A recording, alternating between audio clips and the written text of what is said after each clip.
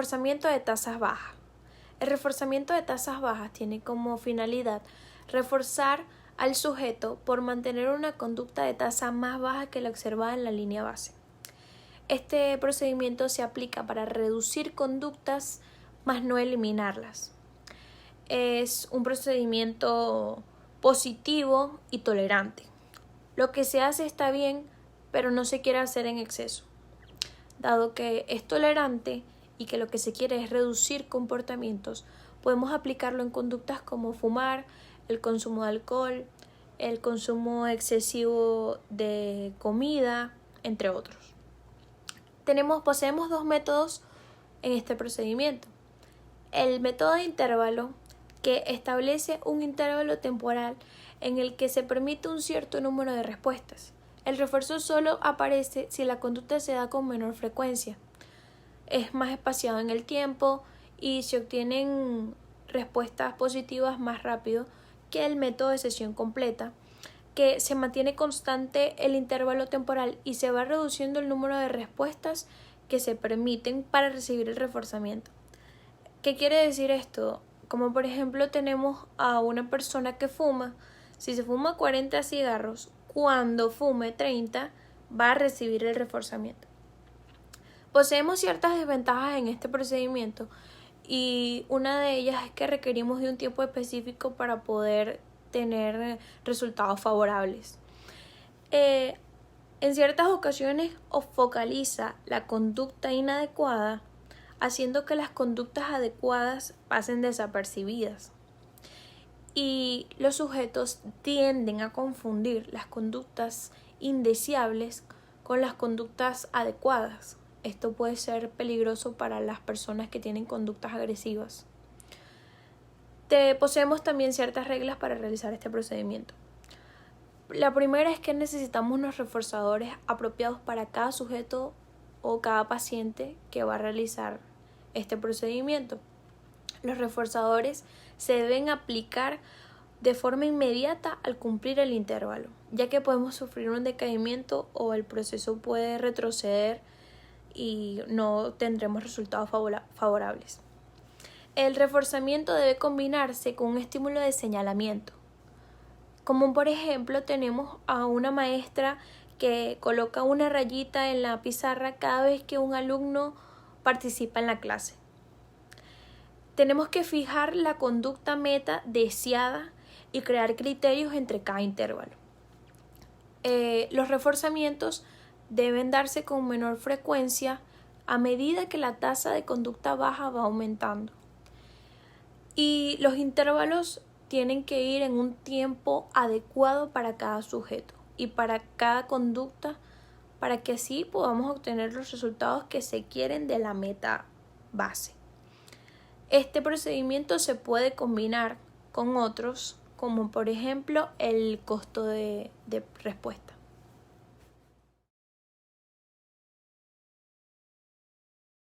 Una manera de tratar una conducta perjudicial es sustituir y entonces reforzar otra conducta.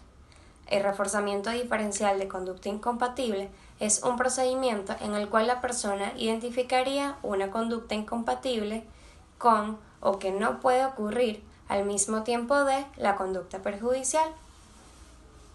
El enfoque está en reemplazar las conductas negativas con conductas positivas.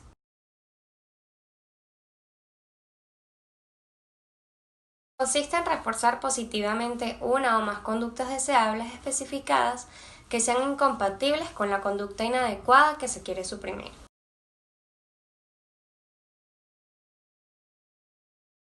El resultado de aplicar el RDI es el fortalecimiento de la conducta incompatible y la reducción de la conducta inadecuada.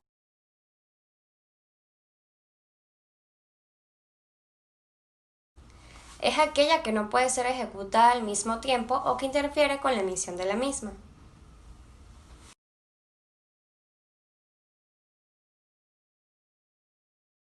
A un niño que pide las cosas gritando, hay que alabarle cuando las pide con un tono de voz adecuado.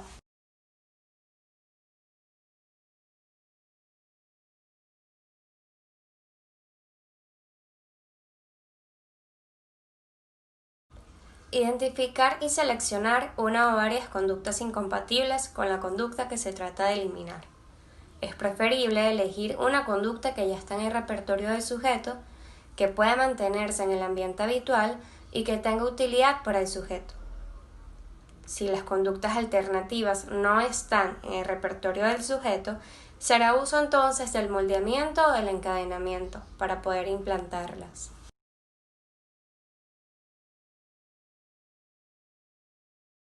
Seleccionar reforzadores adecuados para su aplicación contingente a la mención de la conducta incompatible, inicialmente de forma continua y posteriormente de forma intermitente.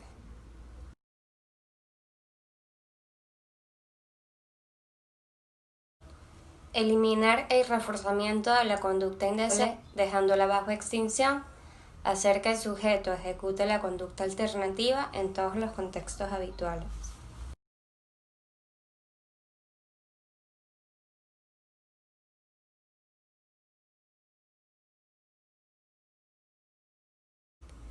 Lleva cierto tiempo conseguir resultados hasta que la conducta incompatible alcanza una tasa adecuada.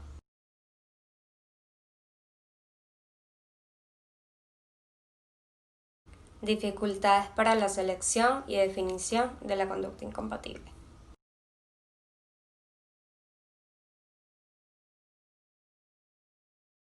Para obtener efectos más rápidos, debe combinarse el RDI con procedimientos como tiempo fuera, sobrecorrección o castigo.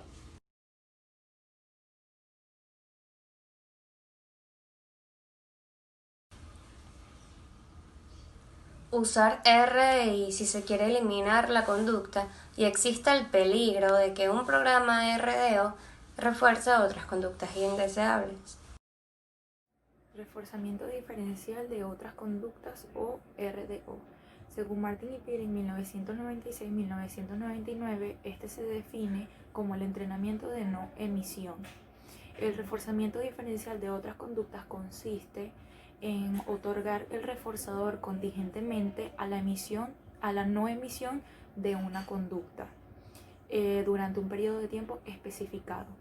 Se le entrega el reforzador a la persona únicamente si dicha conducta no es emitida en un periodo de tiempo especificado.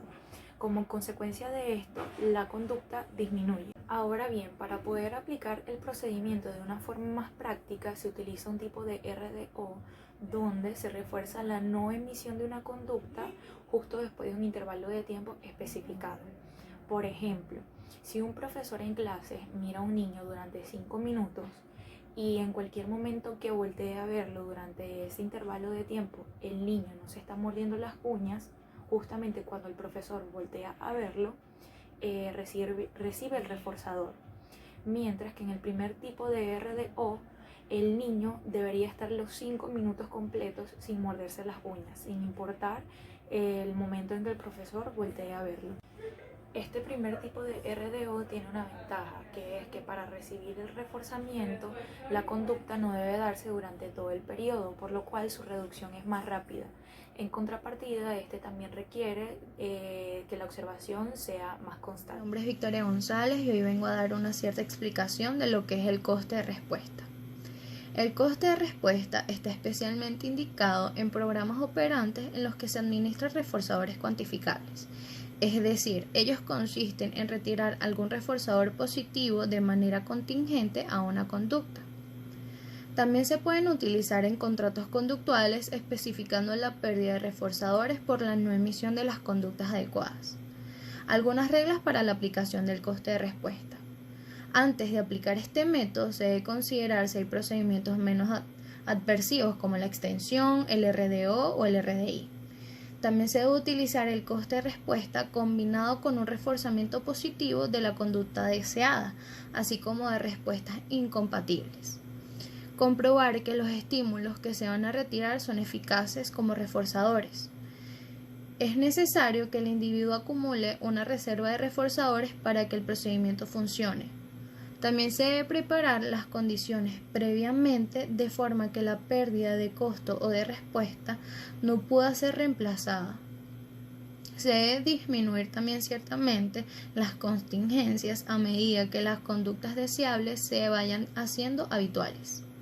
La eficacia del coste de respuesta es muy importante y depende de la magnitud del reforzador retirado. También se debe evitar la bancarrota. El emitir respuestas no indeseables no supondría costos adicionales. Se debe informar al sujeto de las contingencias y especificadas y mantener también un feedback constante en puntos ganados y perdidos. El coste de respuesta ha de ser aplicado tan rápido como sea posible tras la emisión de la conducta problema. No se debe aplicar la contingencia de costo de respuesta a conductas no especificadas anteriormente. Preparar las condiciones previamente de forma que la pérdida a costo de respuesta no pueda ser reemplazada también es una de las normas. Disminuir gradualmente la contingencia a medida que las conductas deseables se vayan haciendo habituales también forma parte. Un ejemplo acerca del costo de respuesta es en que las instituciones penitenciarias, cada vez que un interno organiza un altercado en el comedor o un fenómeno bastante habitual, se le deben de retirar 6 paquetes de tabaco, lo que consuma tras la cantidad estimulada por 3 días. Algunas ventajas del costo de respuesta es permitir continuar con el acceso de reforzador de conducta apropiada y que tampoco incluye presentación de evento adversivo. Buenas tardes, mi nombre es Luis Daniel Esteves de FIT y vengo a hablarle sobre el tiempo fuera. Empecemos con la base teórica. La base teórica tenemos que este tipo de acciones fomentan al sujeto, ¿verdad? Y hacen que reflexione o modifique una conducta. Esta conducta normalmente se genera en un menor, o sea, en alguien pequeño o menor de edad. Se logra entender que es una técnica de modificación de conducta, la cual se puede ser aplicada al ámbito clínico o a niveles clínicos. Y esta técnica de modificación de conducta es llamada tiempo fuera. Es una técnica de modificación de conducta la cual pretende disminuir o eliminar la realización de uno o varios comportamientos, cuyo origen deriva en el condicionamiento operante, que es basado en el castigo negativo, y retiene un estímulo positivo o considerablemente apetecible para la persona que lo realiza. Las variantes de esta técnica son tiempo fuera no de exclusión, de aislamiento y autoimpuesto. De no exclusión es cuando el sujeto no se le es permitido acceder a la conducta o a la acción mediante los reforzadores o estímulos ambientales.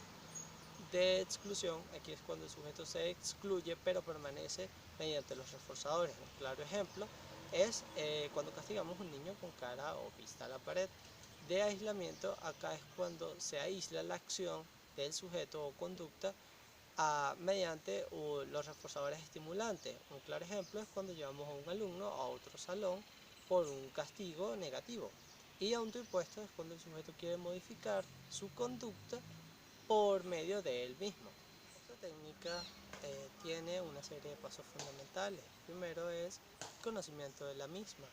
Acá es cuando se le explica al sujeto qué involucra o qué consiste el tiempo fuera. Se le explica el funcionamiento de la técnica y la conducta que se quiere reducir o eliminar en el caso de erradicarla o modificarla. Luego viene la advertencia, que acá es cuando el sujeto comienza a exponer su conducta indeseada. Se le aplica una serie de advertencias al sujeto para que conozca todo lo que involucra o ya tenga un condicionamiento previo a esta técnica, que es la tercera, es el cese de reforzamiento, lo cual se intenta evitar que la técnica sea reforzante para el sujeto, o sea, que le produzca malestar, que el sujeto se sienta castigado, que el sujeto no se sienta reforzado o motivado.